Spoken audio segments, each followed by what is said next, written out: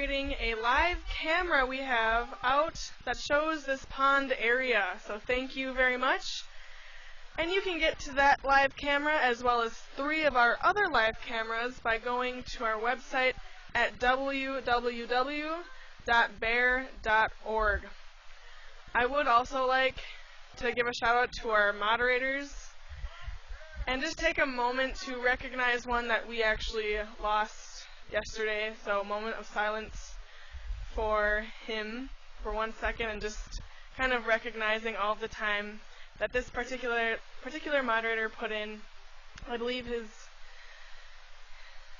he put in a lot of good effort. He was a good guy, and so I'd just like to have a moment for him.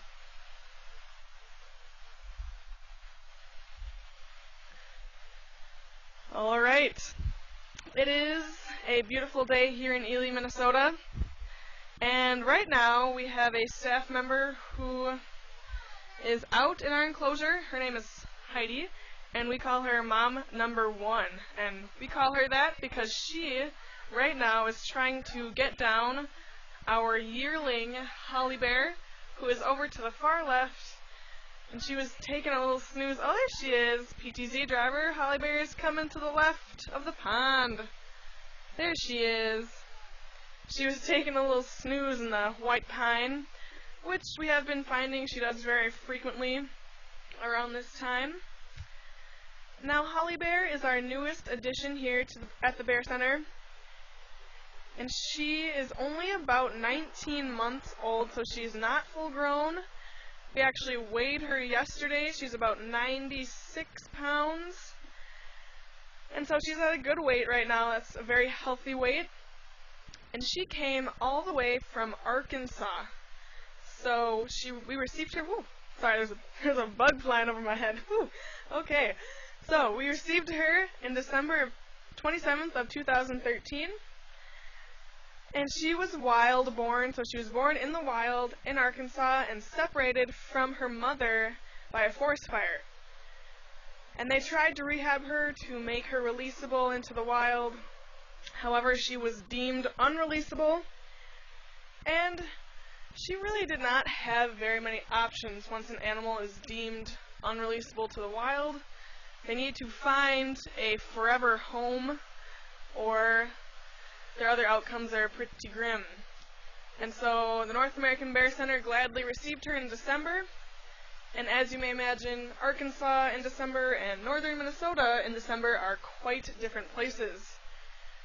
Regardless of being in Arkansas or Minnesota, typically by December, black bears should be hibernating, and that was our number 1 goal.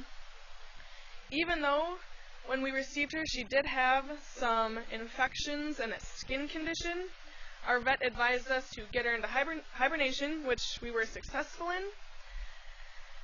And then when she came out in the spring, we worked not only to make her healthy and get rid of those infections and treat the skin conditions, but we worked very, very hard, especially our staff member in the enclosure, to get Holly Bear used to her new environment, get her used to new bears, and get her used to people. She was very frightened, a very timid little bear when she came out of hibernation. In the spring, she was very unsure of herself. She had low confidence. And so through the efforts of staff members like Heidi, she has grown and become very trusting of Heidi especially. And they have a special bond, which has been very cool to watch and develop over the last few months. Now, how do you get a little black bear who is terrified of people and very unsure of herself, how do you get her to become trusting of people? Well, one way we did that was feeding her a bottle. And we did this for multiple reasons. One reason being she needed food, obviously. And black bears, for the first 17 months of their lives, stay with their mothers and nurse those 17 months. And so we made a formula meant to mimic what a mother would be feeding her babies. So that was one reason. It was also to help with her skin condition. We put in some vitamins, some oils, a whole bunch of nutritious things. We had goat milk, yogurt, egg yolks, all sorts of stuff in that formula so that her hair would regrow nice and pretty. And as you guys can see on her back, kind of her spine area, it's a little patchy. But compared to April, when she came out of hibernation, she looks a lot better. There was pretty much no black fur on that area that you could see. It was covered by these mats and little dreadlock kind of things, and so she's looking a lot better nowadays. And the third reason we fed her a bottle was, like I mentioned before, it created a bonding opportunity. And we fed her the bottle twice a day, and Heidi really stepped up and became kind of a surrogate mother for little Holly Bear. And for those of you on the deck, you may have noticed that Heidi was calling Holly, our yearling, and Holly came scooting down the tree and ran over right to where Heidi was. Now, black bears have excellent senses of hearing, and she can discern our voices, and so she knows that I'm talking over the microphone right now, and she knows that Heidi, her surrogate mother, was calling her before. And she can associate those voices with food, typically, is what we try to do. And so we weren't really sure if Holly knew her name like a month or two ago. We're like, she might know her name, we're not really sure, but now we're very positive that Holly Bear here does know her name. So they're very smart animals, they have very good long-term memory. Now, what do we have out in front? What are those toys we have for her right now? We have a tube, which is pretty much a PVC pipe with 2 holes in it. And inside are some peanuts, unsalted, of course, and some dried cranberries, which are some of our bear's favorite foods. And the purpose of giving her a tube is so you folks can see and understand what black bears eat and how they can use their paws, their noses, their tongues to manipulate those objects to get the food out inside. We've also provided her with a little ball thingy, and we put in some strawberry extract, and so it smells really strong in that little ball. There's no food beyond that, and we're hoping she'll play around with it a little bit so you guys can see just the dexterity they have in their paws, which is quite amazing. Some other foods we feed our bears here at the Bear Center. I can talk a little bit about their diet. Black bears are omnivores, so they are not carnivores. They're not really meat eaters. They're not predators. They don't hunt animals. And they're not strictly herbivores. So what does an omnivore, what does that mean? Well, in the wild, a majority of their diet is vegetation.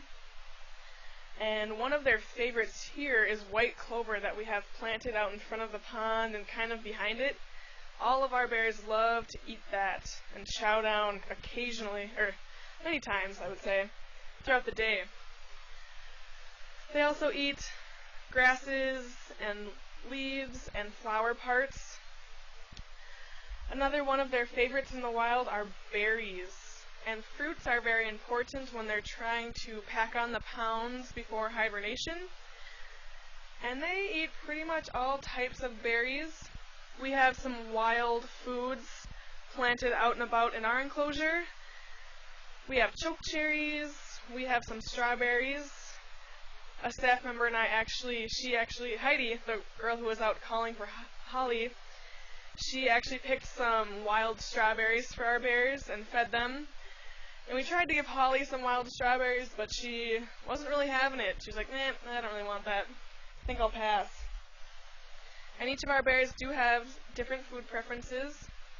Oh, looks like Holly's trying to figure out what's going on with that ball. And as you can see, they're very good with their paws.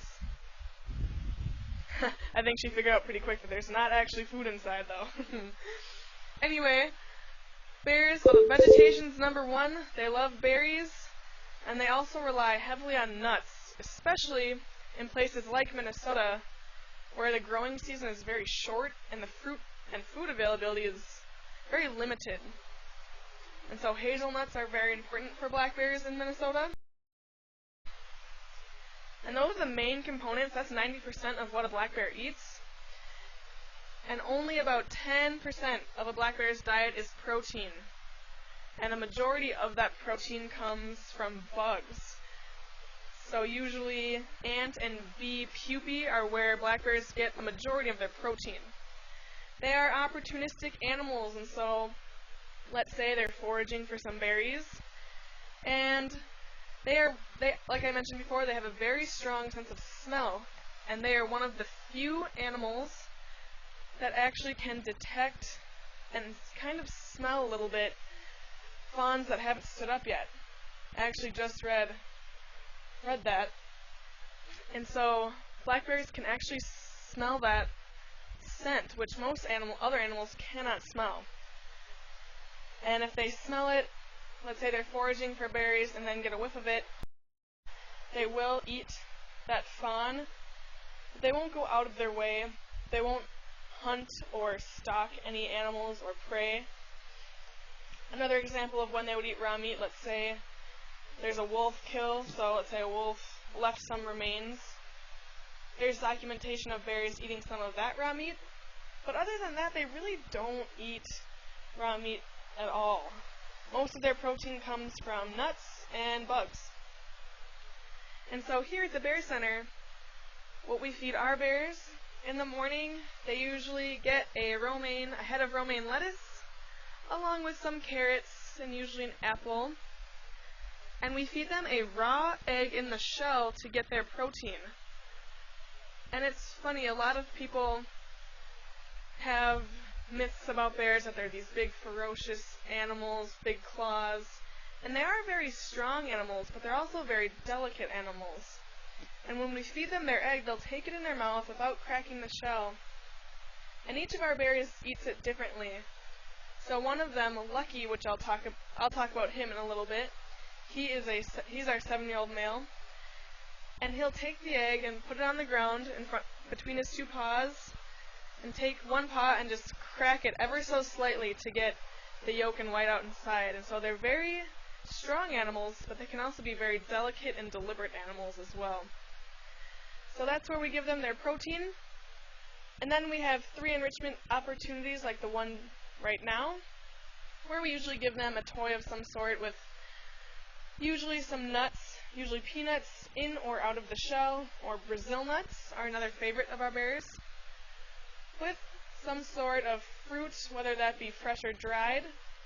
I think Heidi is throwing out some red grapes, which I got the nod, yes, which are some of our bears' favorites. They love the red grapes and prefer them actually over the green grapes. And they like seedless too better, so they're kind of picky, which is funny. And so we have those programs 3 times a day. And then for dinner, we have usually another romaine lettuce, some carrots, and bear chow, which is pretty much a trail mix of peanuts, dried cranberries, and sunflower seeds. And so we feed them 5 times a day. And some other foods we feed them include pears. Holly here loves avocados. Watermelons. I love watermelon, especially on hot days. Like today seems like it's going to be a pretty sunny, warm one. So they get a whole variety of different foods, but most of it are fruits, vegetables, nuts, and that egg. And so I'll talk a little bit about the other bears we have here at the Bear Center. We have 4 ambassador bears, 2 male and 2 female. So one of the females is Holly, right out in front. And I would just like to mention again that when we received Holly, she was terrified of people and just so unsure of herself. And now, as you can see, she's laying down, she's munching away on those grapes, and Heidi is able to actually pet and check her fur and see if there's any bugs or ticks or anything on her. And this, even 3 weeks ago, probably would not have been possible. And also, Holly doesn't allow just anyone to do this. And so it just demonstrates the deep bonding these two have together, which is, it's really sweet to watch. Anywho, we have 3 other bears. We have Lucky Bear, who I mentioned before. And Lucky is our 7-year-old male. And he and Holly, our yearling, have a very positive, playful relationship. And they play pretty much every day together. They'll run around trees, they'll run up trees, they'll chase each other. They've played in the pond before together. And so we also think that Holly and Lucky playing together has built up Holly's confidence. And so we're really happy to see that relationship blossom throughout the weeks. And Lucky Bear, like Holly, was born in the wild. He was born in Wisconsin and was orphaned as a cub. He was actually taken out of his den by a person, so someone physically removed him from a den, which is never a good idea. Eventually, the Wisconsin DNR was found Lucky and removed him, and he was deemed non-releasable back into the wild as well. And so we received Lucky when he was about 7 months old, so he was younger than the age of Holly right now, and that was in 2007. Now, 2007 is the year the Bear Center opened, and so it was very lucky timing for this little bear, and that's where Lucky gets his name, Lucky. And he is just a goofball. He is so playful. He's about 330 pounds, and he climbs up trees, he runs around, he'll grab his bottom paw and roll down a hill. He's extremely playful and extremely curious, so he's a hoot and a half. And he's a joy to watch when he's out and about. Our next oldest bear is Ted Bear, and Ted Bear is 17. Now, Ted Bear is our largest bear. He is 550 pounds, so he's a big guy. And he's just a bigger bear. And he is a sweetie. He's, I would say, our most calm and relaxed bear. Oh, looks like Holly's climbing, getting that food in the platform on the pat tree. And Holly is an excellent climber. And a few staff members and I have noticed that her claws are especially long. And black bears have long, curved claws, which are extremely strong to aid in their ability to climb up trees very fast. Now, climbing trees is very important for black bears, especially bears the age of Holly. Holly's a yearling, and I mentioned briefly that for the first 17 or so months of a black bear's life, they are with their mother, and then usually after that, moms will just kick out their babies and say, "See ya, you're on your own." And so a bear Holly's age in the wild would be on her own right now and would have to fend for herself. Now, Holly, being a female, black bears live in a matriarchal society, and so her mother would actually give part of her territory to Holly. So mother bears give part of their territory to their female offspring, but they do not to their male offspring. So life for a male yearling black bear in the wild is quite difficult. Black bears are territorial, and so especially for males in the wild, they spend a lot of their time up trees, and that's for a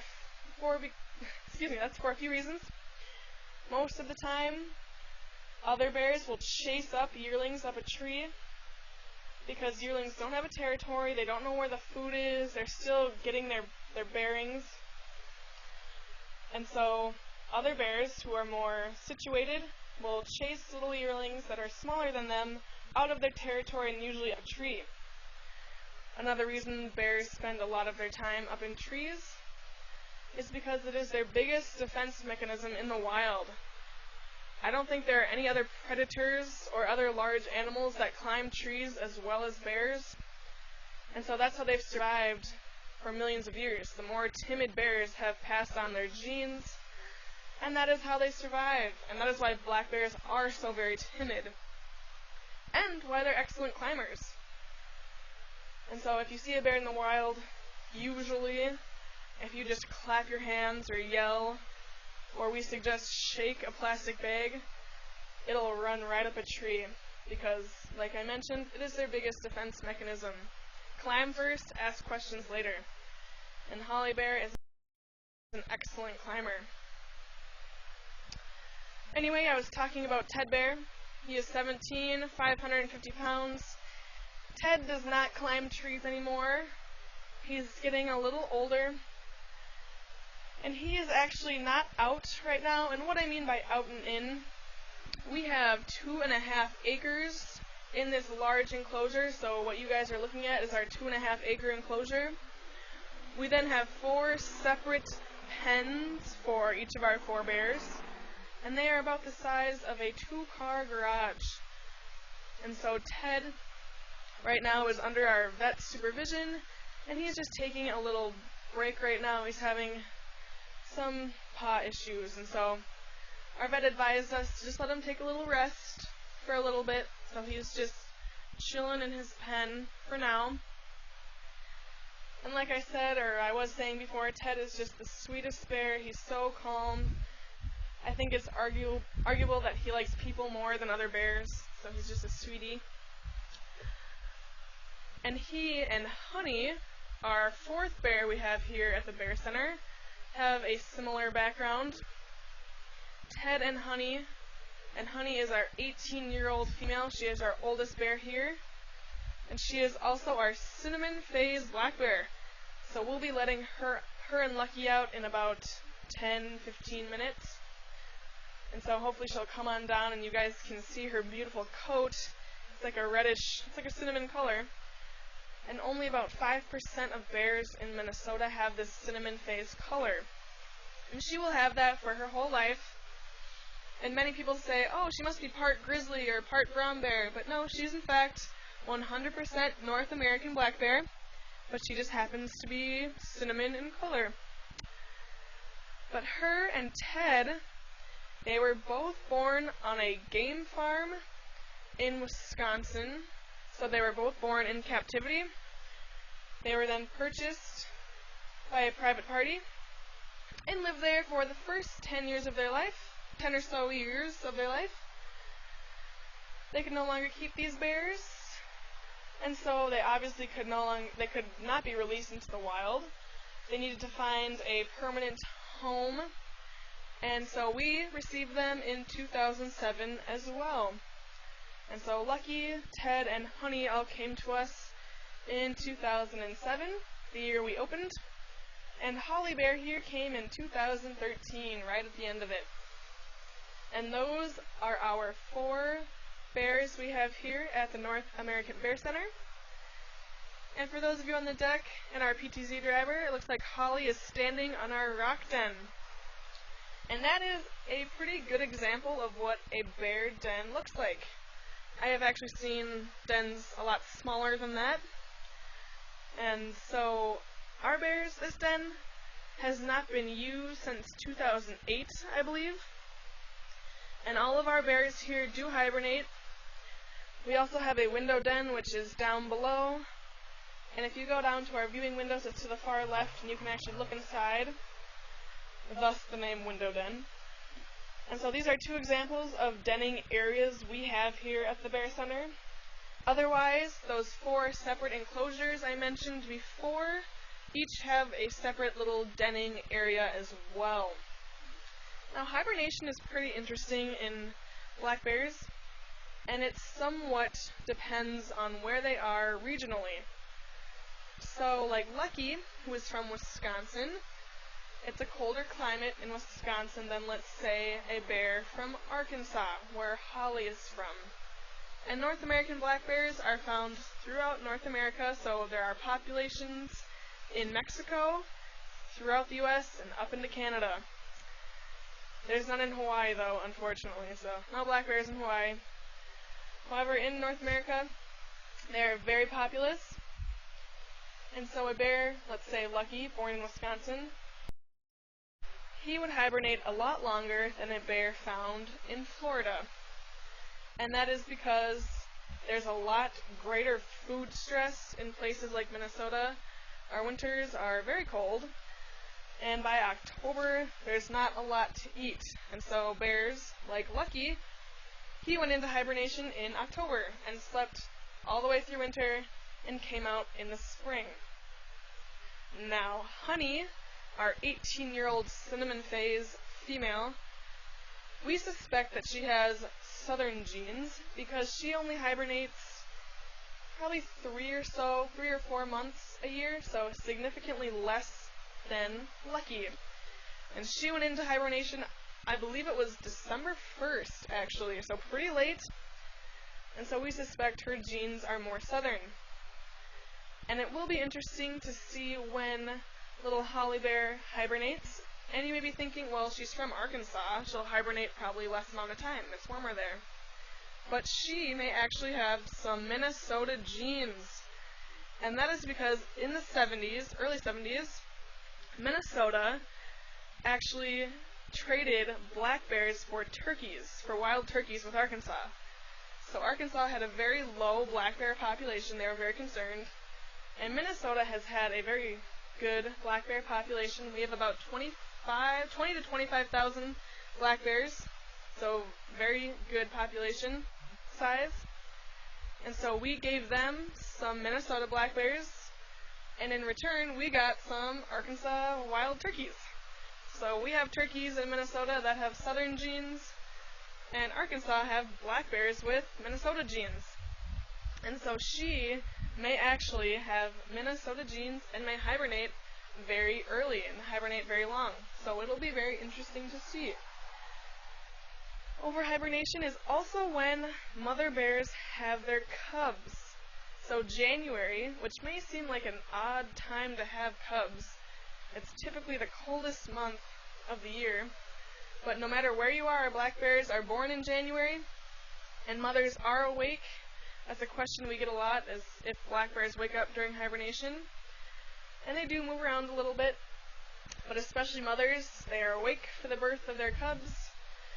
And the cubs are born under a pound, so they are tiny, but they are very loud. We have some vocalizations on our website and in our exhibit hall.